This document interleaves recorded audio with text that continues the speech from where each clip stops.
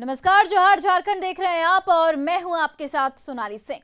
गढ़वा में सरकारी अधिकारियों की फजीहत का दौर लगातार जारी है। मेराल प्रखंड अंचल कार्यालय में जेएमएम युवा जिलाध्यक्ष ने सीओ को जमकर खरी खोटी सुनाई। दरअसल शिकायत थी कि पिछले कई दिनों से आम जनता का काम अधिकारी नहीं कर रहे हैं। ऐसे में लाव लश्कर के साथ पहुंचे जेएमएम जिलाध्यक्ष नितेश सिंह ने चैम्बर में ही सीओ को फटकार लगाई और रवैया नहीं सुधारने पर बोरिया बिस्तर बांधकर भेज देने की भी चेतावनी दी। अधिकारी अगर गलत काम करते हैं तो इसकी शिकायत बड़े अधिकारियों से की जा सकती है, लेकिन खुलेआम अधिकारी को चेतावनी देना किसी भी तरह से सही नहीं ठहराया जा सकता।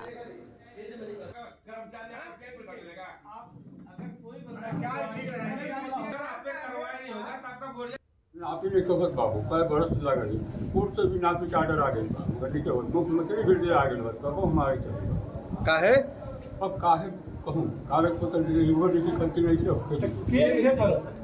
यो साहब अब जाके अधिकारियों बड़े सब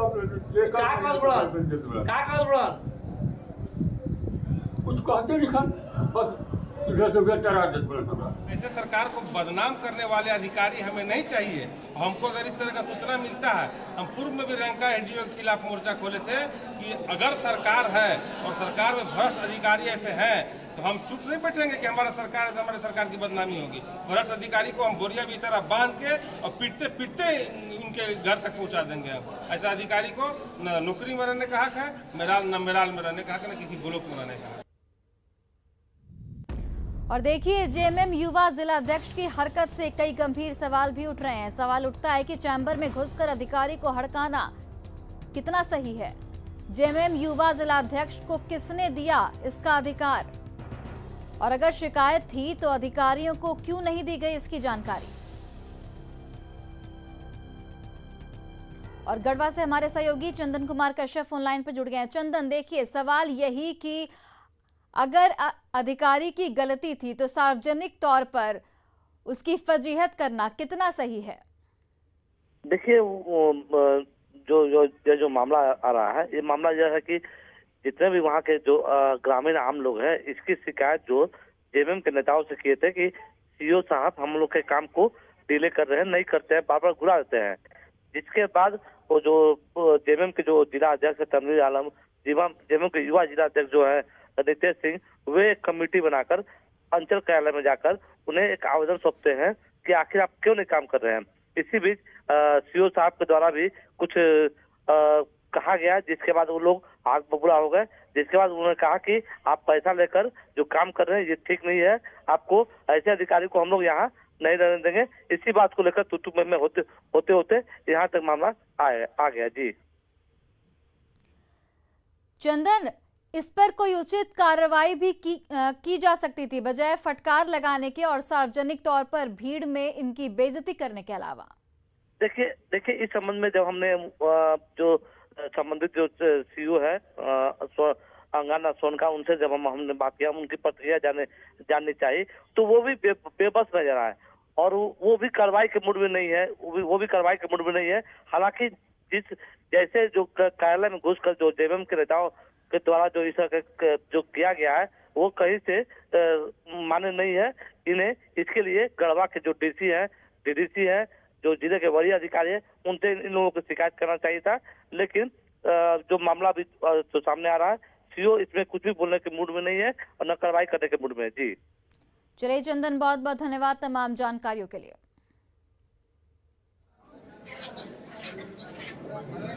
पब्लिक के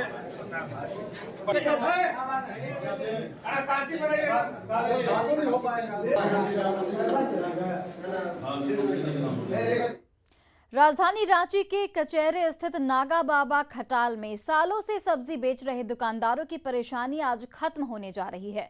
मुख्यमंत्री हेमंत सोरेन नागा बाबा खटाल में बने करीब 11 करोड़ की लागत से बने वेजिटेबल मार्केट का उद्घाटन करने वाले हैं। 3 मंजिला इस वेजिटेबल मार्केट में 300 सब्जी और फल दुकानदारों को जगह दी जाएगी। वहीं बैठने के लिए 193 वेंडरों को भी जगह आवंटित किए जाएंगे। इस वेजिटेबल मार्केट के बनने से कचहरी और रातू रोड मार्ग पर लगने वाले जाम से निजात तो मिलेगी ही, साथ ही बारिश के मौसम में होने वाली परेशानियां भी अब दूर होंगी। आखिर कैसा है रांची का वेजिटेबल मार्केट और क्या है इसमें सुविधाएं, जानकारी दे रहे हैं न्यूज़ 18 से हमारे संवाददाता संजय कुमार सिन्हा। राजधानी रांची को आज एक बड़ी सौगात मिलने वाली है। ये सौगात दरअसल सब्जी विक्रेताओं और फल विक्रेताओं को मिलेगी। मुख्यमंत्री हेमंत सोरेन आज रातू रोड के नागा बाबा खटाल के पास वेजिटेबल मार्केट का उद्घाटन करने वाले हैं और ये वेजिटेबल मार्केट को करीब 11 करोड़ की लागत से बनाया गया है और ये 3 मंजिला इमारत है जहां पर कुल 300 सब्जी और फल विक्रेताओं के बैठने की व्यवस्था की गई है। यहाँ फूड कोर्ट भी होगा। साथ ही यहाँ पर आपको ये तमाम जो इमारत आप देख रहे हैं ये सीसीटीवी के कैमरे से लैस होंगे। यहाँ 64 सीसीटीवी कैमरे लगे होंगे। जो भी यहाँ आएंगे तमाम आने वालों की हर गतिविधि यहाँ पर कैमरे में कैद होगी। और सबसे बड़ी बात कि जो भी वेंडर यहाँ शिफ्ट करेंगे उनके यहाँ शिफ्ट करने के बाद रातू रोड जो नागा बाबा खटाल है जहाँ एक बड़ा सब्जी का बाज़ार लगता है वो ये जाम से निजात मिलेगी, चूँकि यहाँ पर काफ़ी ज़्यादा सब्जी खरीदने के लिए लोगों की भीड़ लगती है। और साथ ही बारिश के दिनों में जो परेशानी होती है सब्जी बेचने वाले को, ख़रीदारों को, तमाम परेशानियों का भी अंत होगा। और आप देख सकते हैं कि यहाँ पर कुल 193 लोगों को बैठने की जगह यहाँ पर वेंडरों को दी जाएगी, जिसमें फर्स्ट फ्लोर पर 88 वेंडरों को जगह दी जाएगी और दूसरे फ्लोर पर 105 लोगों को जगह दी जाएगी। इसके अलावा यहाँ फूड कोर्ट भी बनाए गए हैं जहाँ पर आप अगर यहाँ आते हैं तो फूड कोर्ट में खाने पीने का भी आनंद ले सकते हैं। तमाम सुविधाओं से लैस इस वेजिटेबल मार्केट को बनाया गया है। ईमानदार कोशिश है। सब कुछ अगर अच्छा रहा तो आप यहाँ खरीदारी जो करने के लिए सब्जी बाज़ार में जो आएंगे उन्हें भी आनंद मिलेगा। साथ ही जो सब्जी विक्रेता होंगे वो भी परम आनंद का अनुभव करेंगे। कैमरामैन अमित के साथ संजय कुमार सिन्हा, न्यूज़ 18 रांची। और देखिए, रांची के नागा बाबा खटाल में वेजिटेबल मार्केट के उद्घाटन से पहले नगर आयुक्त ने जायजा लिया। करीब 11 करोड़ की लागत से बने वेजिटेबल मार्केट में 300 सब्जी विक्रेताओं के बैठने की सुविधा है। साथ ही 50 फल विक्रेताओं को भी शेड लगाकर जगह दी गई है। नगर आयुक्त ने कहा कि उद्घाटन के 15 दिनों के अंदर सब्जी विक्रेताओं को यहां शिफ्ट किया जाएगा। ये एक तरह का एक सिंगल विंडो है जहाँ पे जितने हमारे वेजिटेबल के वेंडर्स हैं, सब्जी के वेंडर्स हैं, ये एक बहुत लंबे समय की डिमांड भी शहरवासियों की रही है और इसी की वजह से जो है नगर निगम की पूरी टीम ने जो है इसको बहुत परस्यू करके इनफैक्ट और राज्य सरकार की इच्छा भी रही थी कि इसको तेज़ी से कंप्लीट कराया जाए। आज ये बनकर पूरी तरह से तैयार है। कल माननीय मुख्यमंत्री जी के कर कमलों से और जो हमारे जितने जनप्रतिनिधिगण हैं उनकी उपस्थिति में जो है इसको प्रारंभ कर दिया जाएगा।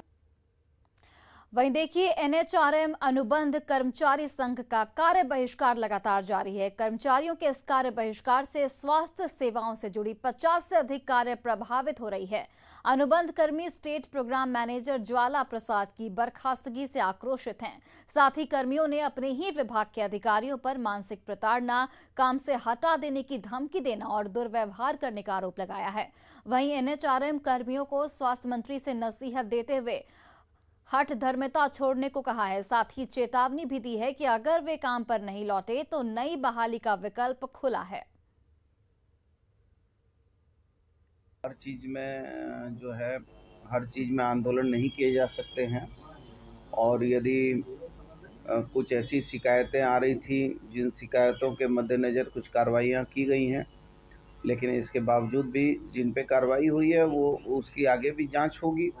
लेकिन अब यदि सारे लोग इसी तर्क और तर्ज पर रहेंगे कि नहीं हमको जो है काम नहीं करना है, तो फिर हमारे पास तो विकल्प दूसरे भी हैं।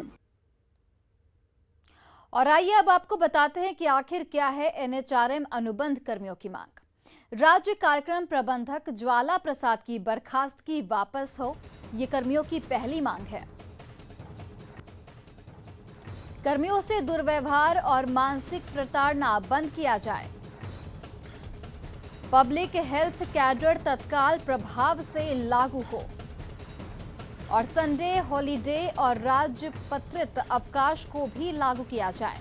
EPF ग्रुप और हेल्थ इंश्योरेंस की सुविधा भी मिले। साथ ही छुट्टी के दिन काम के एवज में सी ऑफ की सुविधा दी जाए। निकाले गए स्वास्थ्य कर्मियों को ही दोबारा बहाल किया जाए। और हर साल कम से कम 10% वेतन वृद्धि तय की जाए। अनुबंध कर्मियों की वेतन विसंगति दूर की जाए। असामयिक मौत होने पर आश्रितों को अनुकंपा पर नौकरी दी जाए। विक्रेताओं ने हंगामा किया और सड़क जाम किया। सब्जी दुकानदार ने रंगदारी वसूलने का आरोप लगाया है। दुकानदारों का कहना है कि एचईसी ने बाजार का टेंडर किसी को नहीं दिया है। बावजूद कुछ लोग पैसे वसूलने आ रहे हैं, वहीं नहीं देने पर धमकी भी दी जा रही है। साथ ही सब्जियों को फेंका भी जा रहा है। वजह यह है कि हम लोग बाजार में मतलब यानी दुकान लगाते हैं और अगला बाजार कुछ लोग आए और हम लोग को मतलब यानी कि बोले कि मासूल हम लोग चाहिए, और मासूल भी वो अपने मन से मतलब मांग रहे हैं। वो किसी से 100, किसी से 150, किसी से कुछ। मान लीजिए अगर पैसा नहीं देता है तो बोलने कि पैसा अगले बाजार से हम आपको आज तो इतना पैसा लेंगे, अगला बाजार से इतना पैसा लेंगे, और हम लोग को मतलब यानी कि वो कुछ लोग मतलब जो है जो असामाजिक तत्व के लोग हैं वो मतलब मनमाना काम कर रहे हैं। रांची के मोरहाबादी मैदान में चल रहे सहायक पुलिसकर्मियों के आंदोलन का आज 1 महीना पूरा हो गया। स्थायीकरण और न्यूनतम वेतन समेत दूसरी मांगों को लेकर 12 अति नक्सल प्रभावित जिलों के सहायक पुलिसकर्मी मोरहाबादी मैदान में 1 महीने से डटे हुए हैं। आंदोलनकारी सहायक पुलिसकर्मियों की माने तो जब तक इसका समाधान नहीं निकलेगा तब तक वह अपने घरों की ओर प्रस्थान करने वाले नहीं हैं। सहायक पुलिस कर्मियों से बात की न्यूज़ 18 से हमारे संवाददाता संजय कुमार सिन्हा ने। रांची के मोरहाबादी मैदान में सहायक पुलिसकर्मियों का आंदोलन बदस्तूर जारी है। आंदोलन के आज 1 महीने पूरे हो गए। तारीख पे तारीख, त्योहार पे त्योहार गुजर रहे हैं, लेकिन जारी है तो सहायक पुलिसकर्मियों का आंदोलन। आप देख सकते हैं कि यहाँ पर आंदोलन का स्वरूप भी देख सकते हैं, नारे भी देख सकते हैं। जब तक समाधान नहीं तब तक प्रस्थान नहीं। 3 आना बनाम 13 आना नहीं चलेगा। आर्थिक न्याय तो होना ही चाहिए। 1 महीना गुजर गया, नारे भी साथ चल रहे हैं, मंजिल क्यों नहीं मिल रही? यह झारखंड के लोगों के लिए, झारखंड के युवाओं के लिए दुर्भाग्य की बात है। 1 महीनों से हम अपना रोजी रोटी के लिए, अपना रोटी के लिए सरकार से मांग कर रहे हैं। हम उनसे कोई सत्ता के चाबी या कोहिनूर के हीरा नहीं मांग रहे हैं कि हमको यही दे दीजिए, लेकिन संवेदनहीनता का जिस तरह से परिचय दिया जा रहा है, हमारे गरीबी से, हमारी लाचारी से जिस तरह से खेलने का प्रयास किया जा रहा है, ये मानवता पर भी कलंक है और झारखंड के नाम पर भी कलंक है। बहुत हमारे साथ यहाँ पर देख रहे होंगे कि 12 अति नक्सल प्रभावित जिलों से यहाँ पर पहुँचे हैं सहायक पुलिसकर्मी। एक बच्चा जो है साथ में, बच्चे शुरू से ही आंदोलन में रखे हैं क्या बच्चों को? हाँ, शुरू से ही आंदोलन में है। तो परेशानी नहीं होती है? साथ में बच्चा भी है। परेशानी होती है बहुत। जब तक हमारी मांग पूरी नहीं होगी तब तक तो हम यहाँ से आंदोलन ख़त्म नहीं करेंगे। और आप पढ़े भी कि जब तक समाधान नहीं तब तक प्रस्थान नहीं। घर में किनको छोड़कर आई हैं? घर में मेरी माँ है और पापा हैं और कोई नहीं है। जब तक मांग पूरी नहीं होगी नहीं जाएंगे क्या? जी नहीं, जब तक मांगे पूरी नहीं होगी हम लोग यहाँ से नहीं जाएंगे। जब तक हम लोग की मांग पूरी नहीं होगी तब तक हम लोग यहाँ से नहीं हटेंगे। विश्वास पक्का है, नहीं हिलेंगे। 1 महीना पूरा हो गया। हम लोग अति नक्सल प्रभावित क्षेत्र से बिलोंग करते हैं और यहाँ पर सरकार का रवैया देख रहे हैं। अभी तक तो हम लोग के प्रति अभी तक कुछ सकारात्मक विचार नहीं कर रही है सरकार। हम लोग के यही मांग है कि जब तक समाधान नहीं तब तक प्रस्थान नहीं। बिल्कुल, इनका साफ कहना है कि कोहिनूर का हीरा नहीं मांग रहे, ज़रूरत की रोटी मांग रहे हैं और इंतज़ार है उस तारीख का जिस तारीख पर इनकी मांग और इनका मकसद लिखा हो। कैमरामैन अमित के साथ संजय कुमार सिन्हा, न्यूज़ 18 रांची। और देखिए, झारखंड कांग्रेस के प्रदेश कार्यकारी अध्यक्ष बंधु तिर्की बिहार उपचुनाव में कांग्रेस उम्मीदवार के समर्थन में वोट मांगेंगे। बंधु तिर्की आज तारापुर में कांग्रेस के पक्ष में प्रचार करेंगे। बंधु तिर्की आदिवासी बाहुल इलाके हवेली खड़गपुर में प्रचार करेंगे। वहाँ पर हवेली खड़गपुर के इलाके में आदिवासियों की काफ़ी संख्या है। उनको कांग्रेस के पक्ष में मतदान करने के लिए उनको मैं घूम करके उनको आग्रह करूँगा। 2024 तक हर घर नल का जल पहुंचाने का सरकार का लक्ष्य है। साहिबगंज में सीएम हेमंत सोरेन ने कहा है कि राज्य और केंद्र सरकार मिलकर इस योजना पर काम कर रही है। उन्होंने कहा कि करीब 2500 करोड़ की लागत से संथाल के घर घर में शुद्ध पेयजल पहुंचाया जाएगा। साहिबगंज से गंगा नदी से पानी की सप्लाई करने की भी योजना है। मेगा ड्रिंकिंग वाटर प्रोजेक्ट से लोगों को आर्सेनिक और फ्लोराइड युक्त पानी से निजात मिलेगी। सरफेस वाटर के माध्यम से लोगों को पेयजल उपलब्ध कराने का सरकार का संकल्प है। कहीं 50-50% पर, कहीं 60-40% के रेशियो पर केंद्र सरकार और राज्य सरकार की योजना के साथ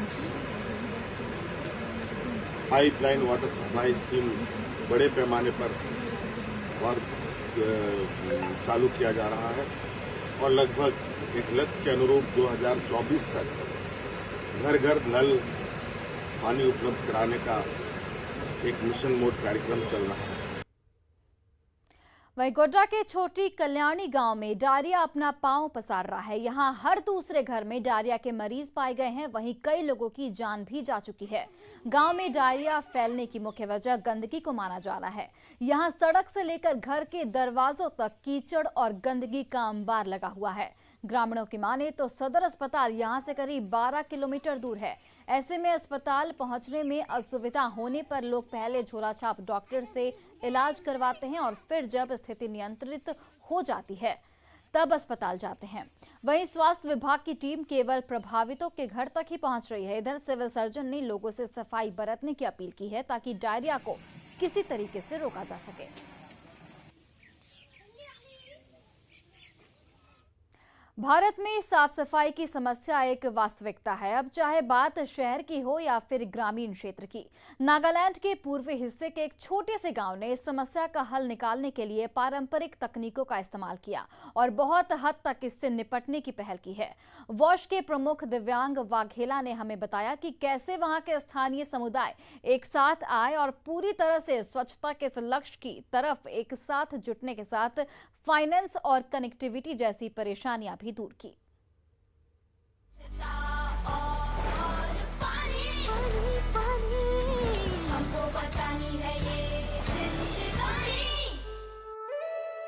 In the far eastern part of Nagaland locates a small yet beautiful village named Liting in Doensang district with a total population of around 900 and 170 households.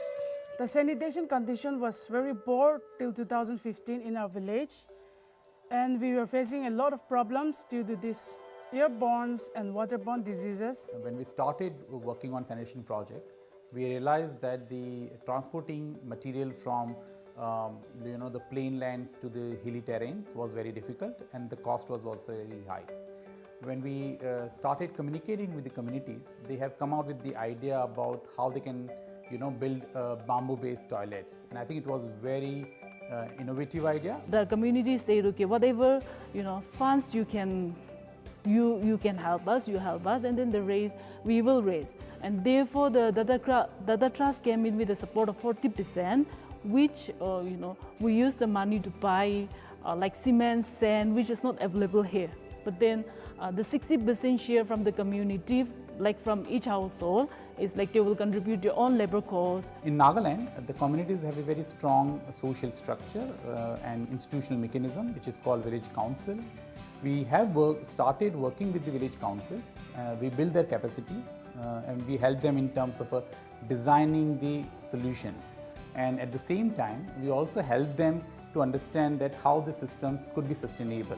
Hay ngan doje toilet ko chamban do lai tangwan bhaya ji.